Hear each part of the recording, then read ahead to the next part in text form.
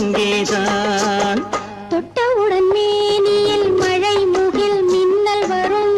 துள்ளி வரும் கைகளோ தளிர் உடல் பின்னி வரும். தலைவா வந்தேனே என்னை நான் தந்தேனே.